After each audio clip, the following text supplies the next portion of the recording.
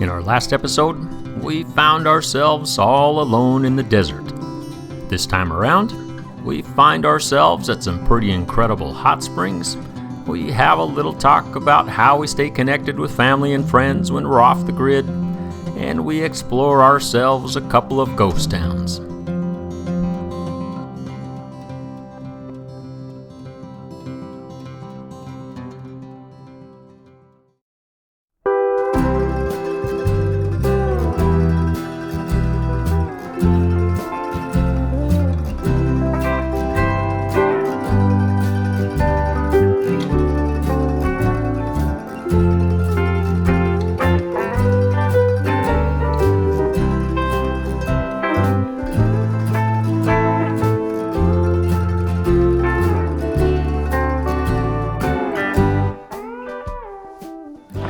Well, we're just outside Wells, Nevada. Good morning. That's our neighbor.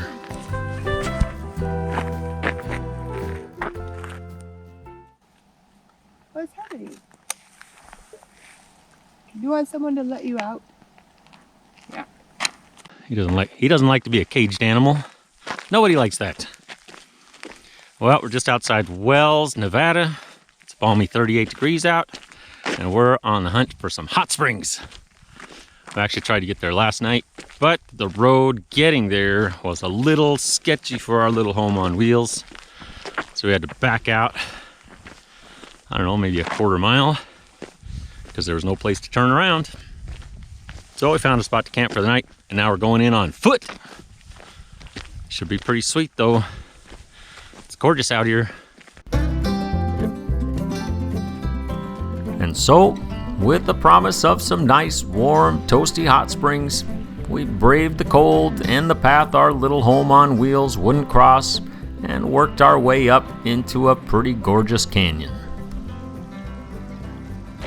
Oh, it's warm. I didn't realize it would be this warm. Wow.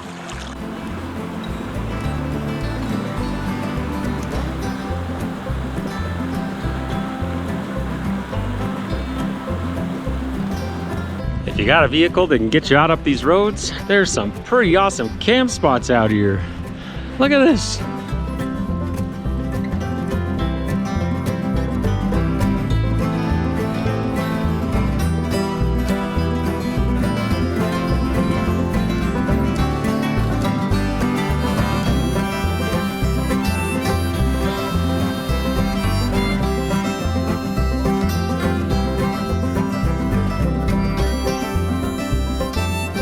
Well, I gotta say, this place is incredible.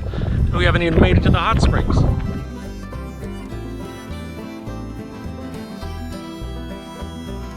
If you're gonna come here, I highly recommend the fall. Colors are amazing. Bring a camera. And after a couple of miles of a nice leisurely stroll past some pretty amazing scenery in a toasty warm river, we made it to this place. And I gotta say, it was just about perfect. Oh my gosh, it is seriously really warm. Like a hot tub warm. Oh. This place is awesome. This could be the best hot spring ever! It's all to ourselves. See ya! And after a nice long soak, the walk out, well, it seemed just a little more pleasant than the walk in. And even though temperatures would drop below freezing again, a night spent in our little home on wheels, it just seemed a little bit more cozy. Well, we are just outside of Wells, Nevada at the 12-mile hot springs. I don't know why this is called the 12-mile hot springs, but my guess is we're about 12 miles from somewhere. And this place is great. It's about perfect, really. It's, well, the water's just perfect. And especially when the weather's kind of cold and nasty and windy like it's been. So, yeah, a nice cup of coffee, soaking in the tub. Can't beat it. But something you might not be completely aware of is how many sailors are out roaming the country in the off-season in either RVs or vans. We didn't start a fad, we didn't start a trend. We actually were inspired to do this by some of our sailing friends. And what else you might not be completely aware of is how little cell phone service we have out here. It's, well, pretty much non-existent.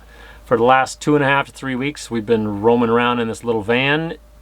I can only really remember having cell service as we're passing through some sort of city.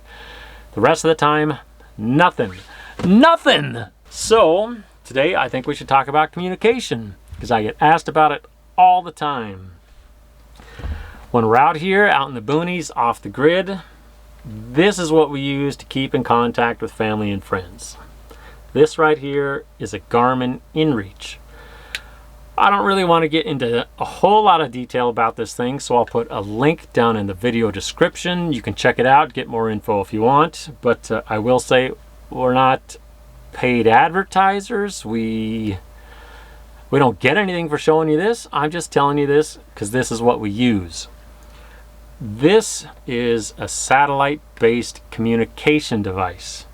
It has a whole lot of other pretty useful features as well, but well, let's cover a couple of them just because I think it's important. One, it's basically like a handheld GPS, so your modern handheld GPS functions, tracking, mapping, waypoints, all that kind of stuff, it's all in there.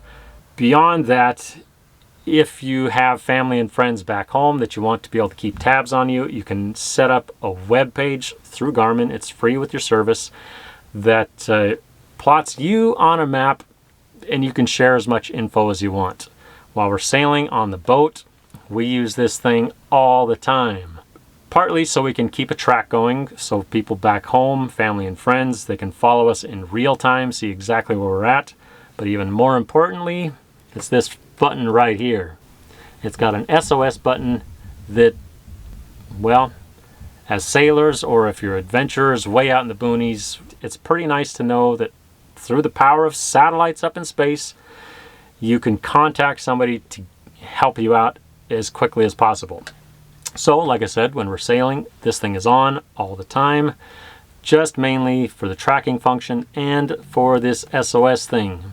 If something goes wrong, we want to be able to get help really as quickly as possible. Beyond all that stuff, really what I want to talk about is communication, because that's the whole point of this conversation. This thing works pretty much anywhere in the world, and we know from experience, we've taken this to multiple different countries in really far out locations, and it's worked.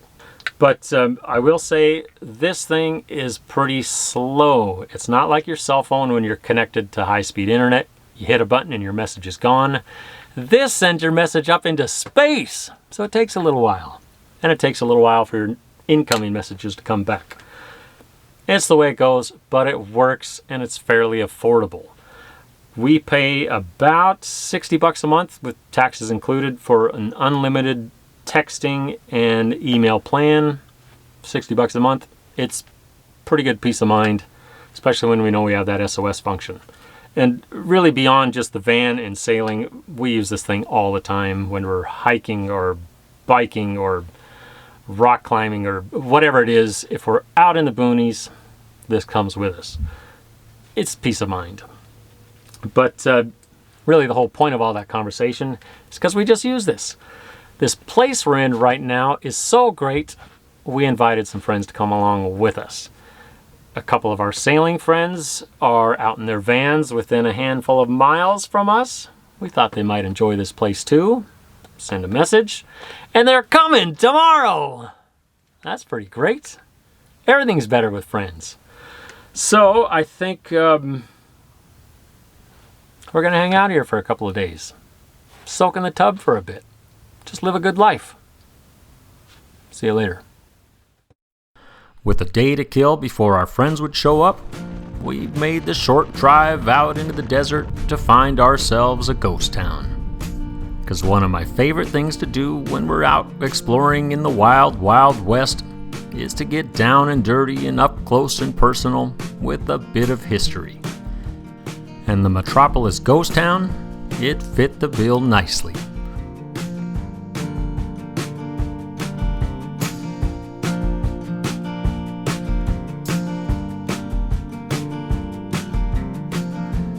little town of Metropolis, it was founded in 1910. But unlike other ghost towns in the area, the rise and fall of this place was never dependent on mining.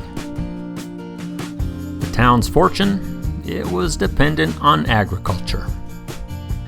But even though Metropolis would grow to a bustling size of roughly 700 people, it would be no match for the harsh Nevada landscape, a typhoid epidemic, or the rabbits and crickets that would devour the crops. But the final straw that would end this town, that would be the lack of water. In 1924, the final store would close down, and the once bustling little town of Metropolis, it would die of thirst.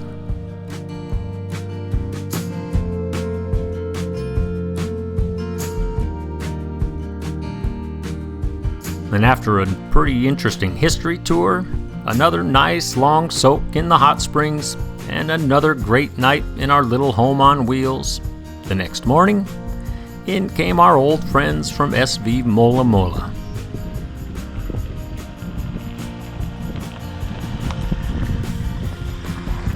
And not 15 minutes after that, in came our other sailing friends from the mighty ship Luego.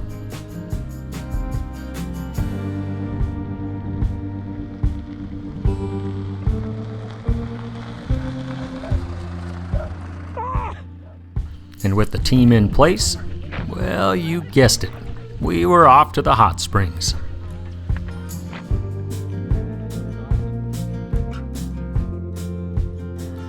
And as great as these hot springs out in farm country are, well, I gotta say, they're a whole lot better with some good friends around.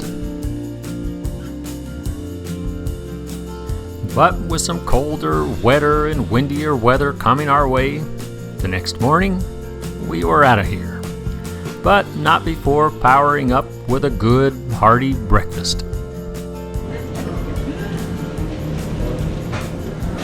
Morning, Brad. Morning, Jeff. How's it going? Good. The label though?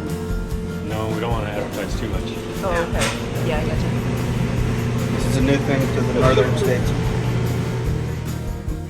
With breakfast out of the way, we were out of there and heading south, with hopes of outrunning a bit of weather. But of course, on the way, we had to take a little detour and point ourselves out into the boonies. Well, we got good news. We got a whole team going. 3-van caravan, and we're looking for a ghost town out in the middle of nowhere. It looks haunted out here.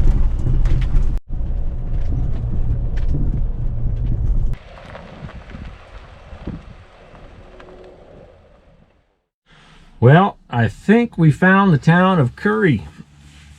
It's not exactly what I thought it was going to be. Looks more like just a roadside attraction than a real live ghost town. I think there's still people living here and sort of made it look ghost towny. But we're here, gonna check it out. But I will tell you, it is not looking good outside. It's looking freezing.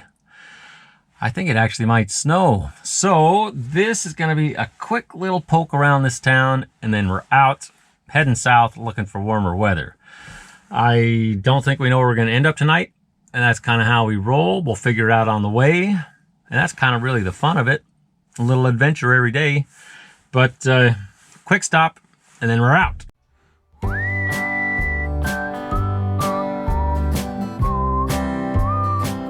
Although not officially a ghost town, thanks to the roughly 20 or so residents that still live here, the town of Curry still has some pretty interesting history. Named for Joseph Curry, who started a ranch here in 1885, this town really didn't get hopping until March 22nd, 1906, when the first passenger train rolled through.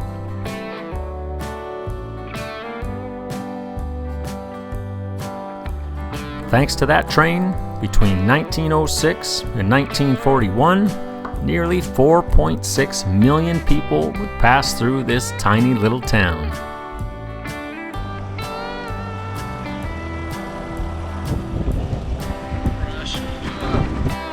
But eventually the local copper smelters would close down, and the day after the copper smelters closure, the railroad would shut down as well.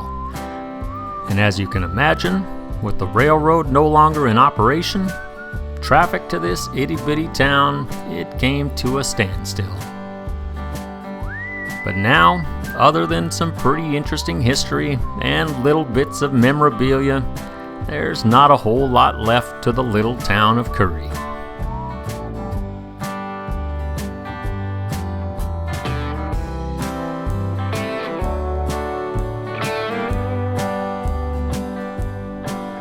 But I gotta say, if you're out there running from weather and want to get out, stretch your legs, and break up your drive, it's not a bad place to do it.